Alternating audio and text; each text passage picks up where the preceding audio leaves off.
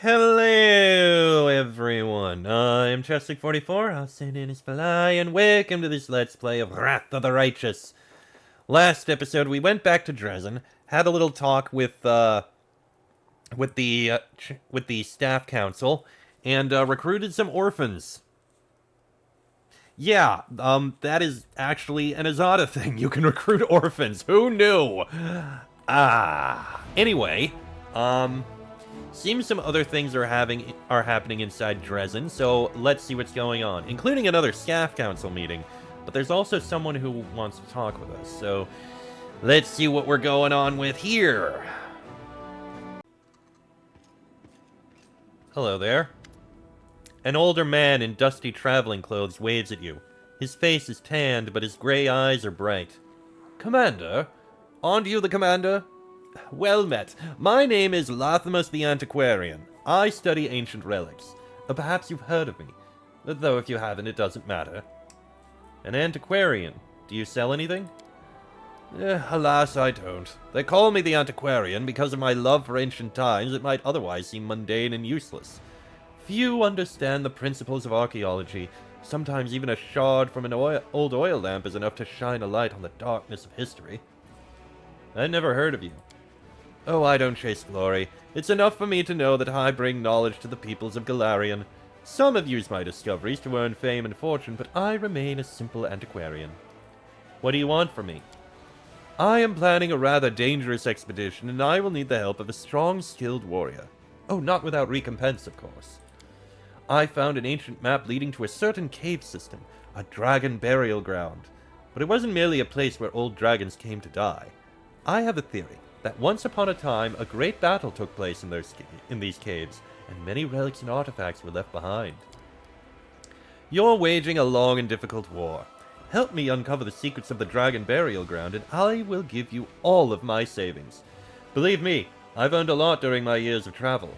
All I need is for someone to clear the way down in the caves. Who knows what sort of demons inhabit that place now? I'd like to know the details.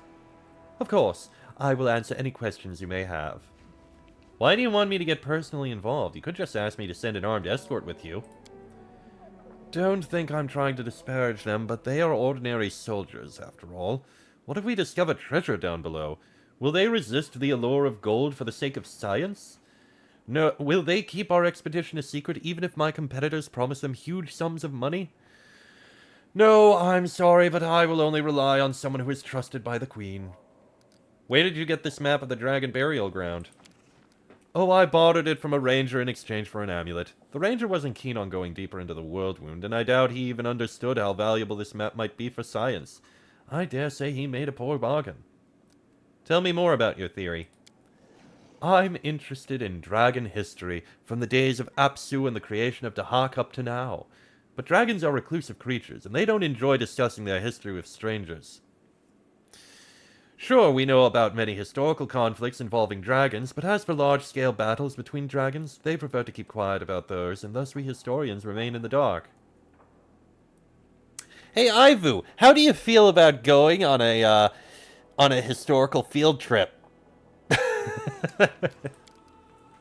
And then suddenly I find a map that identifies this cave system and its surrounding area as a dragon burial ground. But mass burial sites are so uncharacteristic of their kind. Dragons are reclusive by nature, both in life and in death. I assume an ancient battlefield awaits us there, but who fought whom and for what cause? This is what we have to find out. Can you imagine? We could discover a brand new, hitherto unknown page of history. Apsu, Dahak, who are they? Apsu is known as the god of metallic dragons. In the dawn of time, he was born from the purest waters, and together with his dreaded spouse, whose name I am afraid to say, he sired many creatures in a multitude of worlds. His kingdom lies far beyond this world, among flying islands and wandering stars. Dahak, his proud and fearless son, was one of the first dragon gods. He chose the path of destruction instead of creation. He settled in hell, founding his own kingdom of flames and agony. Dahak fought alongside his father and the other gods to defeat Ravagug. Yet after the battle, he swore that one day he would return and destroy Apsu once and for all. He still dwells in this hellish palace, finding new ways to wreak havoc on Galarian. such is his uncontrollable nature. And what do you hope to find in this burial ground? I seek evidence that a raging battle was fought there, and perhaps also evidence of the reasons for such a conflict. Dragons would not gather together for such a large battle over some petty, inconsequential feud. Oh no, they must have had a serious reason. And that, perhaps, is the biggest mystery of all dragonkind. I've heard enough. I'll help you. Splendid! Lathamus smiles, but the smile doesn't reach his observant gray eyes. I shall immediately head to the cave entrance and await you there. I think I can handle this part of the journey, but as for the dangers that wait down below, I fear I know nothing about them. We'll definitely be going there. Commander, permission to report. Captain Harmatton looks worried. The army's disposition is growing dangerous. More and more soldiers express their distrust toward you and your mythical powers. They grumble in their lack of understanding of where you are leading them and what your plan is. What's worse, the wary have once again emerged among the officers. They are adding fuel to the fires of sedition, and we've already had cases of direct insubordination. You have to win back the trust of the soldiers forthwith, or else the army will be paralyzed. Some privates have already refused to march into battle. I suggest that we make your strategy clear by setting up a bulletin board. It could have a new statement with your name on it every week. Every 2 weeks you could invite delegates from your soldiers to ask any questions they may have. It feels like the soldiers are discouraged and dismayed. We should embolden them by reminding them that the crusade is about more than just death and danger. This is a time of camaraderie and valor, too. Maybe we could adorn the city with an inspiring monument or two, the kind that lifts your spirits whenever you walk by.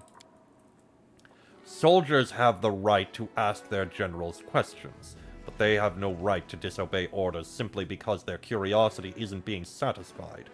They are committing sabotage, and the penalty for sabotage is a court-martial. We'll build new taverns for our soldiers and pour them free beer on the commander's behalf. That's the easiest way to win their love. The wary again. I thought we took care of that problem. Not completely, apparently. The captain makes a helpless gesture. We haven't yet solved the main issue. Far too many officers still believe that the Queen herself should be in charge of the crusade. No matter how many feats you've achieved, they still consider you an upstart. We'll have to do something about them soon, but the unrest among the soldiers is the most pressing matter at hand. What do you think about the wary? They are your comrades in arms, after all. I think of them as traitors, Commander. Harmatton replies quickly, without a shadow of a doubt. What is it exactly that my soldiers find worrying? Your mythical powers. Yes, they do secure us one victory after another, but even the most loyal troops raise questions from time to time. They wonder, what are you? Are you mortal like the rest of us? Or perhaps an emissary from other spheres? And if so, then which ones? Are you truly fighting for Crusaders' cause, or do you have your own ulterior motives? All of this paves the way for endless speculation. Alright, let's keep talking. Sela, what's your plan? I have doubts that explaining battle strategy will help our people in any way. They're fighting a brutal war, maybe the worst war in Galarian's history. They're exhausted and scared. If we want to help them, we have to give them courage. We are already making an effort, but I would also suggest adorning our fortresses with monuments. Not grim ones, but something heroic or uplifting. That way, soldiers who are about to march out, or have just marched in, will be able to smile at them like old friends. I had a marble friend like that once. The recruits in our order believed that rubbing the hilt of his stone sword would bring you good luck. Dismissing mutinous talk as exhaustion and lack of support is fundamentally wrong. Those few with conscience serve well and true as it is, without question. However, those who can afford to doubt and ignore their orders are a step away from becoming deserters, who will remain deaf to any pleas and arguments, and even more so, to inspiring embellishments. Regil, what do you suggest? The inciters' bodies hanging from the gallows will answer any and all questions. Sedition must be extinguished swiftly and mercilessly. It's absurd to even consider convincing or appeasing the doubtful. That couldn't be more counterproductive. The sight of hanged bodies will absolutely stop the soldiers from asking questions, but it won't stop them from thinking them. For example, will they hang me next? Did I make a mistake by joining this army? Isn't it about time I make a run for it? Darren, your opinion, please. There's a centuries-old cure for grouches and complainers. Alcohol and a little cheer. We'll build more taverns, supply them with strong beer, and treat the soldiers once or twice, courtesy of the treasury. They'll leave their doubts behind in the blink of an eye and proclaim you the best and most beloved commander who ever lived. I'll be the first to agree that taverns are a good thing to have, but they're not enough to support the army's fighting spirit. If we don't give our soldiers something more than drinks, our taverns will just become places to drown their sorrows or vent their frustrations through brawls. Captain Harmington, what would you advise? If the soldiers don't understand you, then you must bridge the gap between you and them. Create means of direct communication, so to speak. We'll set up a bulletin board that will, simply put, keep everyone informed of the situation on the front and the basics of our strategy. In addition, we'll set up times when, once every 2 weeks, the soldiers can send delegates to you and ask any lingering questions. A general is under no obligation to report to their soldiers. They'll end up disputing your every word and second-guessing your orders before you know it. In some exceptional cases, a general may seek counsel from experienced veterans, but turning your headquarters into a thoroughfare is the surest way to destroy your authority. A bulletin board. Pray tell how many of our soldiers can actually read. Maybe we should engrave this board with some obscene carvings, then it would at least be useful. So let's see. For monuments, a monument provides all units with a 5% bonus to the chance to act twice due to positive combat morale. That is actually really good. For gallows, decreases the chance to skip action due to negative combat morale. We don't really get negative combat morale, and it's also very harsh. Tavern reduces all morale effects in combat by 10%. Okay, and a bulletin board provides all units with a 3% chance bonus to the chance to act twice, and a minus 3% bonus to the chance to skip action. Reduces all morale effects in combat. If it reduces them all, that also means it's a lower chance to hit. That seems like a horrible idea. Honestly, the monument seems the best. We don't ever get negative morale bonus, really. So the bulletin board and Regil aren't going to help. The tavern reducing all morale effects in combat by 10% seems bad for the positive. So, Sela, we're going with you. Will do. I hope this will help in some way. So, if we can build things, that means we're going to do that. Excuse me.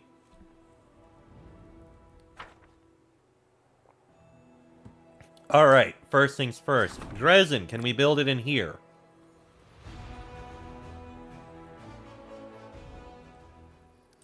Can we build a monument? Yes. We are going to build one monument right there. Perfect. And I wonder if I can build a monument in one of the other cities. I don't think we can build it in one of the camps, but I believe we might be able to build it in here. In Yath Watch.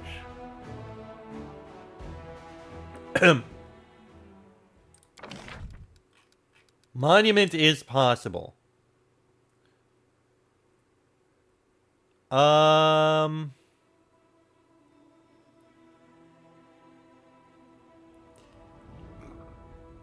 I'd need to delete one of these. And I mean, the increased chance to act twice is just... it's really powerful. So, remove the salvager's post. Build a monument instead. That's fine by me. And logistics... oh yeah, some structures were built, so... we might be able to get there. We might need to build some extra things, but we're doing very well. Alright. That's about all we have there. Nothing else I want to do here. We don't really need to increase recruitment growth. Actually, military... we're not really doing anything with royal conscription. So maybe it's actually a good idea. Screw it. Oh, wait, it requires 14 days? It's 2 weeks. 2 weeks to increase it for 2 weeks. Yeah, never mind. Maybe it's not the best idea. Alright, we'll keep hiring you soldiers. So, that said... how about we make our way to try and do that dragon quest? I think I know exactly where it is, too. So... we still have some time, so we can basically make the travel. Head on out. Fortress Gates. I think this is actually fine. We can go with this. Seems fine to me. Now, let's see here. It is... way up there. A day and 7 hours. It's fine. Evade the enemies. That's fine. A day has passed. What's happening? A group of mongrels that has arrived in Dresden is itching for a fight. Lan worries that the belligerent recruits might ignore their orders in battle, lose their heads, and then lose their lives. So we can position them in the front ranks, rein them in and position them in the rear, pacify them with a prayer, or can't do that. Pacifying them with a prayer. That's the same as reining them in and making more mongrel sharpshooters, which are good, but they also gain tough. Actually, that's good. We'll go with that. Pacify them with a prayer. The commander offered a prayer that mollified the mongrels. It made even the wildest warriors heed their leader's words about the importance of keeping one's head in battle. And now we have him. You are going to head down to here. Join up with the rest of the army. There you go. Now Agaboya's got a nice army. You are level 9. You're getting strong.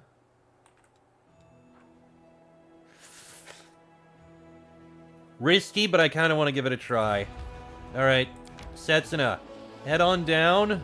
We're going to see if you can take care of that army. It'll take a bit of time, but it should be fine. Right, keep marching. Right, so, I don't know where we're picking up. To explain what just happened, the, UPS thing that I have decided to randomly die on me. I mean, it tripped, actually. I don't know why. This has happened a few times before. I'm starting to think I need to get a new UPS supply. So, I think we can go out. I need to check where we are at the moment and doing things. So, is it over here? It is. Okay, I think we're good to just continue on to where I was gonna go. Okay. Oh, boy. Sorry about that. I don't think we lost very much. Stop. Is this the same event? It is. So, pacify them with a prayer. We can now do things from here. You guys are gonna go and join up with you. As I just did. The annoying thing when this has happened before is that when it happens, the downside is the footage that I recorded ends up corrupted and I don't have it. Fortunately, because I am streaming this on Twitch regularly, that kind of acts as a backup and I can just download the VOD off of Twitch. The quality will be a little bit different, but it works out and works as a backup. So, yes, I will still freaking take that. Yes, go ahead and rest. Tiefling boy, are you certain that setting fire to the temple in Dresden will bring about a sudden downpour? Yep, that's how it works. The gods protect the temple against all fires or something like that. But let me know when you're about to start. You can bet everyone will panic when they see the flames, chucking out all their worldly possessions. Some upstanding citizens gotta keep an eye on them.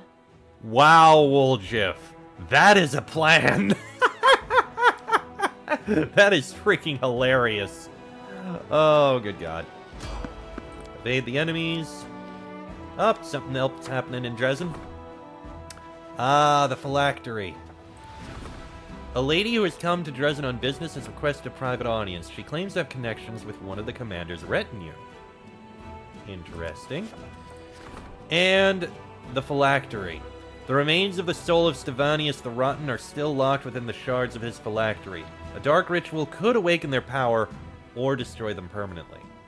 If we destroy it, once per day, whenever your HP falls below 0, your HP is restored by twice your character level, and the ring summons 1d4 plus 2 undead skeletal champions around you for 2 minutes.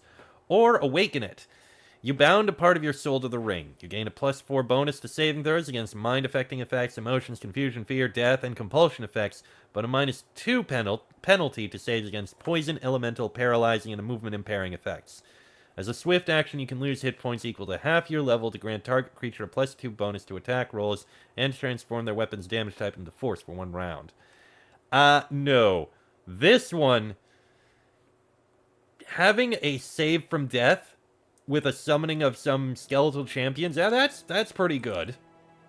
By conducting rituals over the remains of the phylactery, wizards have ultimately killed the grains of the Dark Mage's spirit, freeing the death energy concealed within them. We'll see this mysterious visitor later. The rest of these are all, like, the fate of these various items, which aren't... I don't really like most of them. I'll do another lookup, see if there are any that I specifically want. But I don't think there really are. Ghostly Pathways, Voracious Jumble, Dirty Squealer, Wicked Dope, Rovagug, Attractive Impulse, Faultless Daybreak, Hide and Tuss, Fallen Night. Yeah, I don't know if they're particularly important. You continue onwards.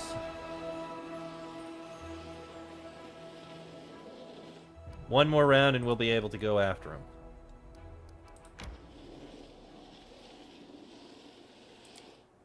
Alright. And with that, I'm going to end this episode here, because I don't know how much longer this thing's going to go, but yeah.